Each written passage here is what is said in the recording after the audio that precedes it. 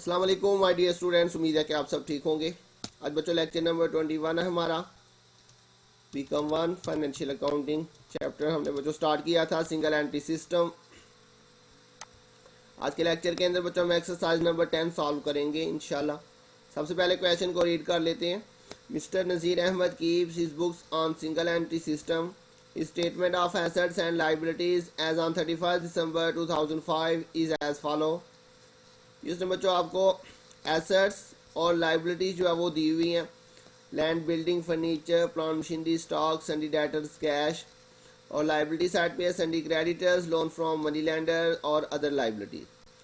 तो ये बच्चों हमारे पास क्लोजिंग डाटा दिया हुआ 31 दिसंबर 2005। तो इसकी मदद से हम जो है वो क्लोजिंग कैपिटल निकाल लेंगे। His drawing during the year amounted to ₹6,000। Land and building are to be depreciated by 2%, furniture and fixture by 5%, and plant and machinery by 10%. Sundry debtors are to be reduced by 2%. ये sundry debtor पे हमने 2% जो है वो minus कर देना है, reduce कर देना है। He has used ₹1,600 worth of stock of his business for private purpose. ये भी बच्चों उसकी ड्राइंग है, प्राइवेट पर्पस के लिए उसने स्टॉक भी लिया और यहाँ पे ऊपर कैश भी था। During the year 2005, he sold some of his household furniture for 2,000. उसने अपने घर का फर्नीचर सेल कर दिया and paid this into his business bank account. और ये पैसे वो कहाँ पे ले आया बच्चों? बिजनेस बैंक अकाउंट के अंदर। तो ये बच्चों उसका फ्रेश कैपिटल होगा। अपनी कोई भी पर्सनल चीज़ जो है वो उसको अगर सेल करके उसके पैसे बिजनेस में ले आता है तो बच्चों या बिजनेस बैंक अकाउंट में ले आता है तो वो फ्रेश कैपिटल होगा। His capital at the beginning of the year 60,000. Drop he statement of profit and loss of the year ended 31 December 2005। तो बच्चों ओपनिंग कैपिटल गिवन है, एंडिंग कैपिटल मिसिंग है। हमें सबसे पहले एंडिंग कैपिटल निकालना है। तो उसके लिए बच्चों हम बनाएंगे स्टेटमेंट ऑफ अफेयर 31 दिसंबर 2005। सबसे पहले करंट एसेट्स आ जाएंगे बच्चों हमारे पास। करंट एसेट्स, करंट एसेट्स के अंदर सबसे पहले बच्चों हमारे पास आ रहा है cash, सन्डी debtors, stock, cash, सन्डी debtors. अच्छा बच्चों सन्डी डेटर की एडजस्टमेंट भी थी। सबसे पहले इनके अमाउंट लिख लेते हैं। कैश की अमाउंट आपके पास है 16,600। 16,600। अच्छा बच्चों उसके बाद डेटर की अमाउंट आपके पास है जी 1,51,000। इसमें से बच्चों उसने हमें कहा था एडजस्टमेंट के अंदर जी sundry debtors are to be reduced by 2%। उसने कहा था सन्डी डेटर को आपने 2% जो है वो रिड्यूस कर देना। तो ये इसमें से लेस कर देते हैं, राइट ऑफ लिख लें या प्रोविजन लिख लें जी बच्चों। इसका 2% आपने इसमें से रिड्यूस करना है, 1,51,000 और इसका 2/100। ये आपके पास आ रहा है बच्चों 3,020 रुपये। ये आपने इसमें से माइनस करना, रिड्यूस का मतलब माइनस कर देना। तो 1,51,000 में से ये 320 माइनस कर देते हैं। उसके बाद बच्चों स्टॉक आपके पास आ जाएगा। स्टॉक की वैल्यू उसने आपको यहाँ पे दी हुई है 18,400। अच्छा बच्चों एक स्टॉक उसने यहाँ पे दिया हुआ, he has used ₹1,600 worth of stock of his business for private purpose. इस स्टॉक का बच्चों इसके साथ कोई लिंक नहीं है, ये हमारा ड्राइंग है। ये लिखा हुआ है प्राइवेट पर्पस के लिए हमने स्टॉक यूज़ किया था। तो ये हमारा बच्चों ड्राइंग्स है। क्लियर हो गया? यहाँ पे आ जाएगा 18,400 जी बच्चों। उसके बाद बच्चों नेक्स्ट जो है वो फिक्स्ड एसेट शुरू हो रहे हैं, उसमें आ जाएगा प्लांट एंड मशीनरी। तो यहाँ पे एडिंग लिख लेते हैं फिक्स्ड एसेट्स की। इसमें आ रहा है बच्चों सबसे पहले प्लांट एंड मशीनरी जी बच्चों। इसके ऊपर भी इसने डेप्रिसिएशन बताई थी। ये उसने कहा था जी land and building 2%, furniture 5%, plant machinery पे 10% लेनी है आपने। तो 1,10,000 है, इस पर आपने 10% जो है वो डेप्रिसिएशन भी लेनी है। लेस करेंगे इसमें से, लेस डेप्रिसिएशन 10% जी बच्चों। 1,10,000 के ऊपर 10/100। तो ये आपके पास जो है वो डेप्रिसिएशन आ जाएगी। इसको आपने 1,10,000 में से माइनस कर देना। ये आ जाएगा 1,10,000 माइनस 11,000। ये आपके पास इसकी वैल्यू आ जाएगी। उसके बाद नेक्स्ट आपके पास है बच्चों furniture and fitting. Furniture and fitting इसकी वैल्यू आपके पास है 6000 और इसके ऊपर भी आपने बच्चों फर्नीचर एंड फिक्सचर जो है इसके ऊपर 5% डेप्रिसिएशन लेनी है। 6000 इसकी वैल्यू है और इस पे बच्चों आपने 5% डेप्रिसिएशन लेनी है 6000 के ऊपर 5/100। तो ये बच्चों आपके पास आ जाएगा 6000 और इसमें से आपने ये 300 माइनस कर देना।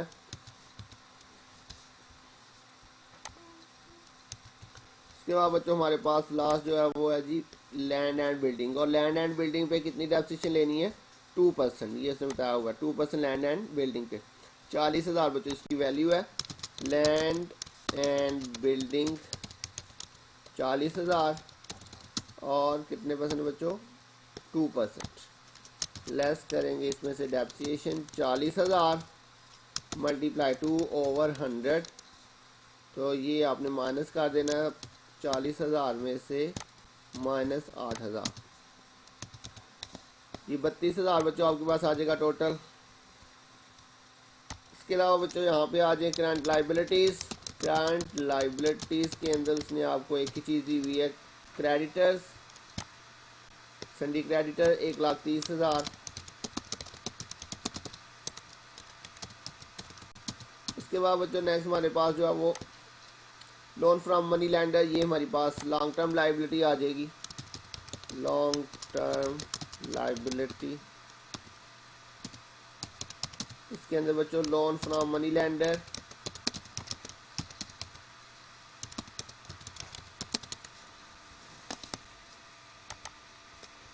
लोन फ्रॉम मनी लैंडर बच्चों 1,13,200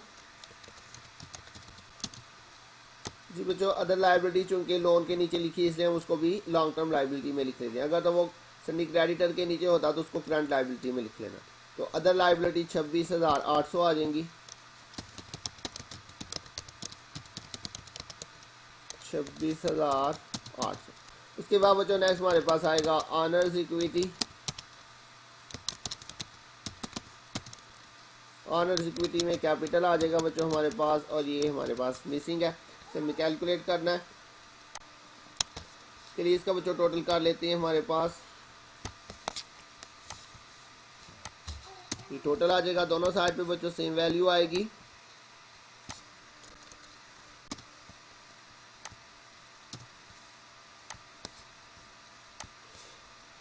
जी बच्चों, तो ये हमारे पास जो टोटल आया 3,19,680। इसमें से आपने अब क्या करना है, ये आपने सन्डी creditors minus loan minus other liability ये माइनस कर देना है। तो ये आपके पास बच्चों क्लोजिंग कैपिटल आ जाएगा। तो यहाँ पे इसको पुट कर देते हैं, ये आ जाएगा जी एंडिंग कैपिटल 49,680। और इसके बाद बच्चों इसमें आपने ऐड कर लेना है ड्राइंग्स। ड्राइंग्स के अंदर बच्चों दो चीज़ें थी, एक हमारे पास था कैश। कैश की वैल्यू उसने हमें बताई थी यहाँ पे ही drawing during the year amount to ₹6,000। तो एक तो बच्चों ये 6,000 है हमारे पास कैश, और इसके अलावा बच्चों उसने स्टॉक भी जो है वो बिजनेस में से लिया था पर्सनल यूज़ के लिए, उसकी अमाउंट थी 1,600। He has use 1,600 worth of stock. तो ये 1,600 बच्चों उसने स्टॉक भी यूज़ किया था।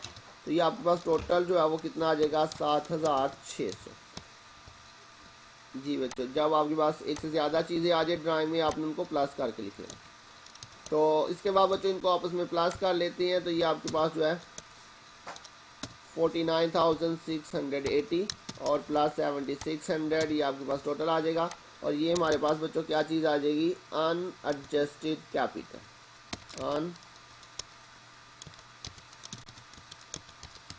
Unadjusted capital. इसके बाद बच्चों आपने इसमें से लेस करना है फ्रेश कैपिटल।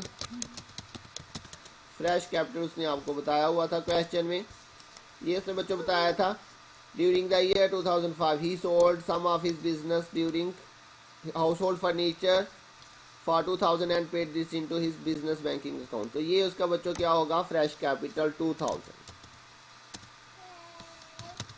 तो इसको बच्चों आपने माइनस कर देना है 57,280 में से आपने ये 2,000 लेस कर देना है। तो ये आपके पास बच्चों क्या चीज़ आ जाएगी एडजस्टेड कैपिटल आ जाएगा। और फाइनली बच्चों आपने इसमें से लेस कर देना है ओपनिंग कैपिटल। ओपनिंग कैपिटल बच्चों उसने आपको दिया हुआ था 60,000, ये इसने बताया था his capital at the beginning of the year was 60,000। तो 60,000 बच्चों आपने इसमें से क्या कर देना, लेस कर देना है।